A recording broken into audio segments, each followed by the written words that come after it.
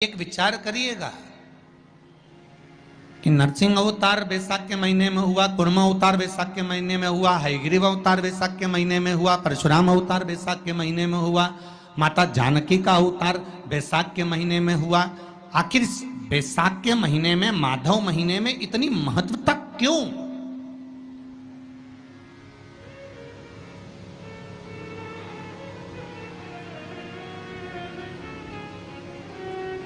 बैसाख के महीने में पड़ने वाली एकादशी, चतुर्थी, प्रदोष,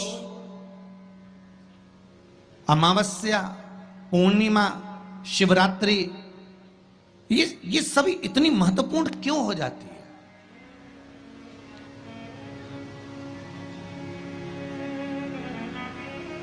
इसकी महत्वता इतनी प्रबल क्यों हो जाती है?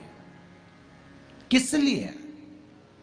क्योंकि बैसाख का जो महीना पड़ता है, सूर्य की संपूर्ण तपन, सूर्य देव अपने पूर्ण तेज के साथ में, पूर्ण तेज के साथ में मृत्यु लोक के निवासियों पर, चाहे जलचर हो, थलचर हो, वायुचर हो, चाहे जो जीव हैं, उस पर जब किरण फेंकते हैं तो संसार का जो मनुष्य है उस पर जब ताप पड़ता है तो ताप पड़ने के कारण उसके मुख से भगवान का नाम निकल ही जाता है, स्मरण नाम निकल ही जाता है। जब उसके मुख से भगवान का नाम निकलता है तो वो भगवान की शरणागति खुद ग्रहण कर लेता है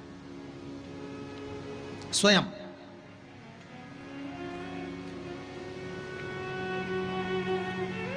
शरणागति ग्रहण कर लेना। बैसाख की पोथी पढ़ते हो आप लोग?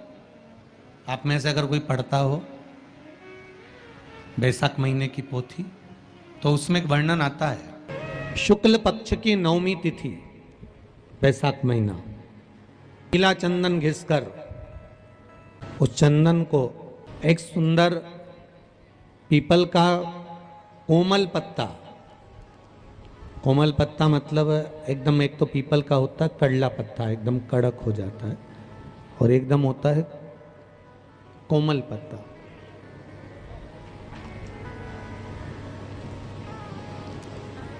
उस पीपल के कोमल पत्ते पर पीला चंदन घिसकर, जो वो चंदन होता है, उस चंदन को घिसकर उस चंदन को उस पत्ते पर रख लें। और महाराज उस पत्ते को मध्याह्न के समय पर, जैसे जब सुबह के समय पर सारी पूजन हो जाए, अर्चना हो जाए, भगवान शिव के मंदिरों में जल समर्पित हो जाए, उसके बाद में जब बाबा एकदम आनंद में विराजे हों, तब जहाँ शिवलिंग रखा होता है,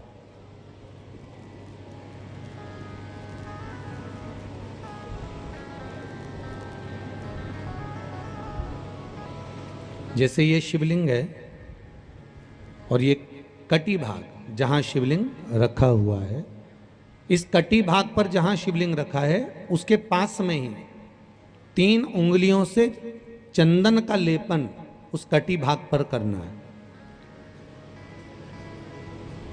जो उंगलियां लगी रहेगी उसी को अशोक सुंदरी वाली जगह पर स्पर्श करना है, और अशोक सुंदरी वाली जगह पर स्पर्श कर कर कुछ देर तक चंदन लगे रहने देना है। उसके बाद में उस चंदन को वापस निकाल कर लेकर आना है। कटी भाग पर जो लगाया गया है उसको भी निकाल कर वापस लेकर आना है।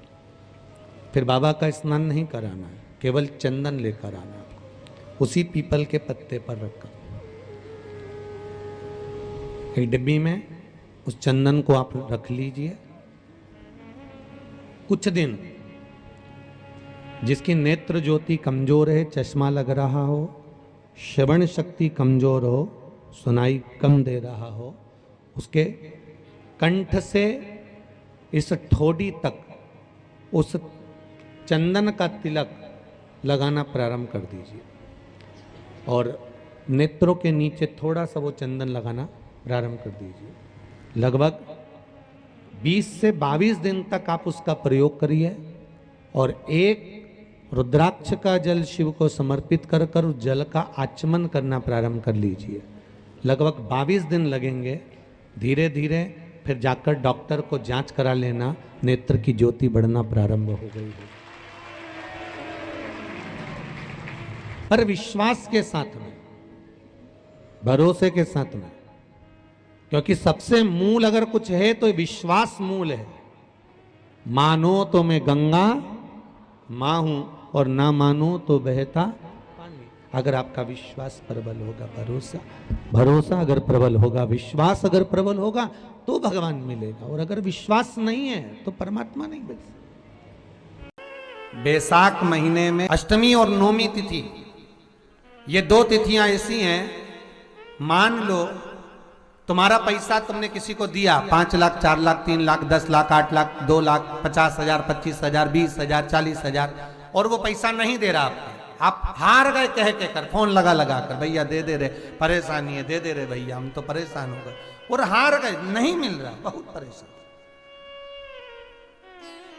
तो महाराज या नौमी तिथि के दिन आप मां जगतजननी जगदम्बा का शिव के साथ में, शिव शक्ति का स्मरण कर कर देवी के नाम की 9 आहुतियां, सूखे बीले की, मतलब बीला जो सूख चुका है, फल जो सूख चुका है, उसकी 9 आहुतियां अग्नि में शंकर और सती के नाम से, शंकर और शिव के नाम से समर्पित करें, और आखिरी आहुति जो समर्पित करें उसमें थोड़ा सा भाग तिल का, और तिल भी काली नहीं चढ़ती उसमें, श्वेत तिल का भाग उसके साथ लगाकर समर्पित करें, और जिससे धन लेना है उसका नाम लेकर वो समर्पित करें महाराज, उसको सुध आएगी, और वो पैसा किसी भी हाल में आपके हाथ में थमाकर जाएगा ही, ये पक्का है। उसकी आहुतियां है। अगर लक्ष्मी नहीं आ रही, संपदा नहीं आ रही, व्यापार नहीं चल रहा, तकलीफ बहुत ज्यादा हो रही है, कष्ट पर कष्ट बढ़ रहा है, कोई अच्छा कर्म हो ही नहीं रहा, बैसाख के महीने में एक बीते से नाप कर छोटा सा सफेद वस्त्र ले लो, उस वस्त्र में 108 चावल के दाने रख लीजिए, एक सफेद पुष्प की पत्ती या पुष्प जो मिल जाए वो रख लो, फूल भी ना मिले तो एक चावल का दाना अलग से